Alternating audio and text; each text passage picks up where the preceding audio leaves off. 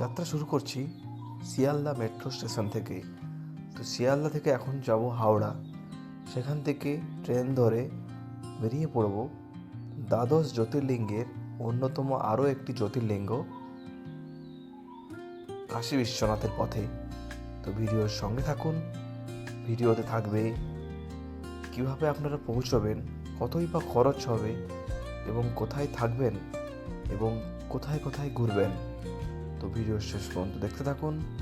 যারা যারা চ্যানেলে নতুন অবশ্যই চ্যানেলটি সাবস্ক্রাইব করুন এবং পাশে থাকা বেল আইকনটি অল করে দিন, যাতে এই সমস্ত ভিডিওগুলি আপনারা সহজেই দেখতে পান। চলুন ভিডিওটি স্টার্ট করা যাক।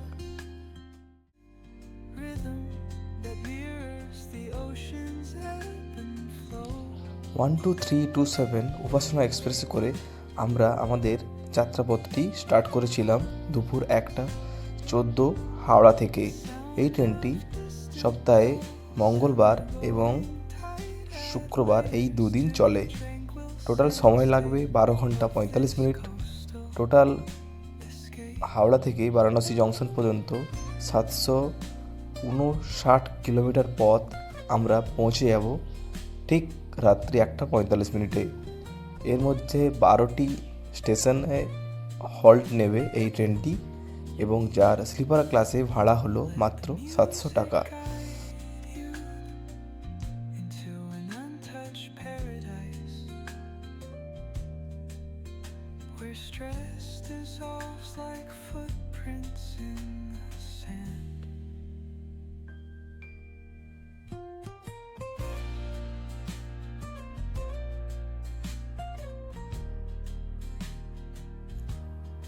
ঘুমিয়ে পড়েছিলাম, তাই কোনো স্টেশনের আপডেটই আপনাদেরকে দিতে পারলাম না। আমরা ঠিক রাত্রি 1:40 পৌঁছে গেছিলাম বারাণসী জংশন স্টেশনে। চলুন স্টেশন থেকে বেরিয়ে অটো স্টপে যেতে হবে।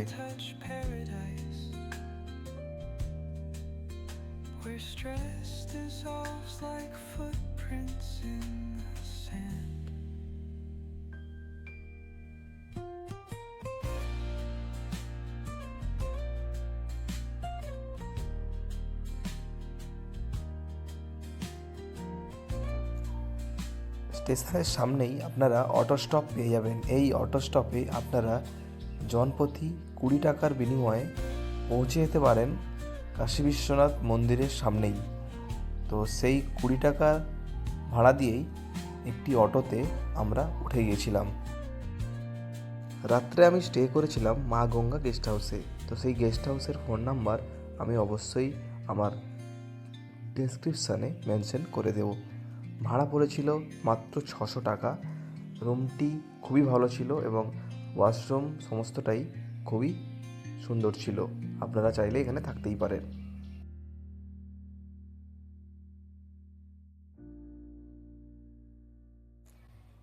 সকালে উঠেই বেরিয়ে পড়েছিলাম রাজেন্দ্র প্রসাদ ঘাটের উদ্দেশ্যে। এখানে স্নান সেরেই কাশী বিশ্বনাথ মহাদেবকে আমরা দর্শন করতে যাব।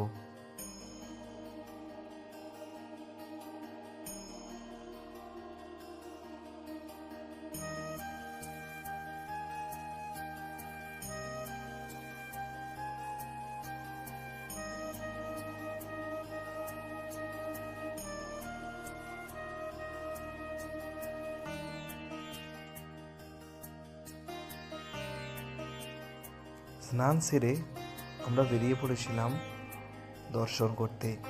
এখান থেকে মাত্র 400 মিটার পথ আপনারা পায়ে হেঁটে গেলেই পৌঁছে যাবেন কাশী বিশ্বনাথ মন্দির। অনেকগুলি দ্বার রয়েছে, তার মধ্যে অন্যতম প্রধান দ্বার হলো গঙ্গা দ্বার। সেই দ্বার দিয়েই আমরা প্রবেশ করেছিলাম মন্দিরের ভেতরে। আপনারা চেষ্টা করবেন যাতে খুব সকালে এখানে আপনারা পৌঁছতে পারেন।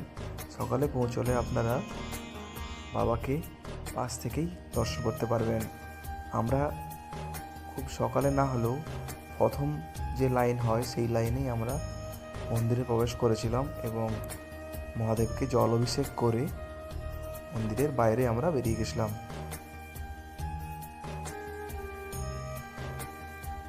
এই মন্দিরের পাশেই রয়েছে কাল ভৈরব মন্দির এবং মা অন্নপূর্ণা মন্দির। অন্নপূর্ণা মন্দিরে আপনারা চাইলে খাবারও খেতে পারেন, যার কোনো মূল্য লাগে না।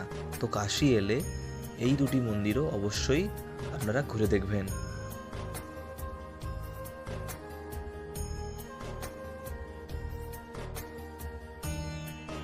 বারাণসীর সবথেকে গুরুত্বপূর্ণ জিনিস হলো এই বোট ট্রাভেল। এই বোটে করে আপনারা গঙ্গা নদী থেকে সমস্ত ঘাটগুলিকে সচক্ষে চাক্ষুষ করতে পারবেন, যা আপনাদের ভালোই লাগবে। তো আমরা পার হেড 270 টাকার বিনিময়ে এই বোটে উঠে পড়েছিলাম। এই বোট থেকেই আপনারা মণিকর্ণিকা ঘাট, নামক ঘাট সমস্তটাই দেখতে পারবেন। এই হলো সেই প্রসিদ্ধ মণিকর্ণিকা ঘাট।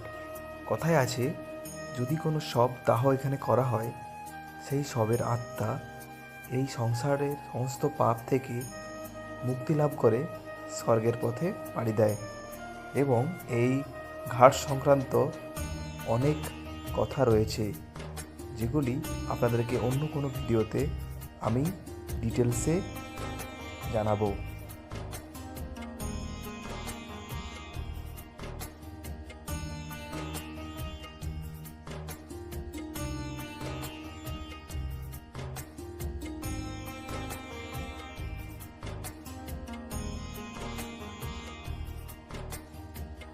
তারপর পায়ে হেঁটে বারাণসীর অলিগলি কিছুটা ঘুরে আমরা পৌঁছে গিয়েছিলাম সন্ধ্যা আরতি দেখতে দশাশ্বমেধ ঘাট।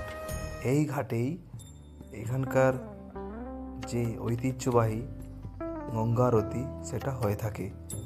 তো আপনারা সবাই এই গঙ্গা আরতি অবশ্যই দেখতে আসবেন বারাণসীতে আসলে।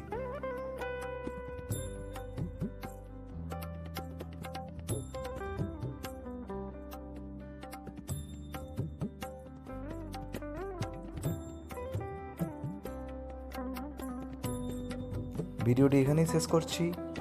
ভিডিওটি ভালো লাগলে অবশ্যই লাইক, কমেন্ট, শেয়ার করুন এবং যারা চ্যানেলে নতুন অবশ্যই চ্যানেলটি সাবস্ক্রাইব করুন। দেখা হচ্ছে আবারও একটি নতুন ভিডিওতে। এখনকার মতো টাটা। ভিডিও শেষে রয়েছে সিনেম্যাটিক ভিউ বারাণসীর, সেটি উপভোগ করুন।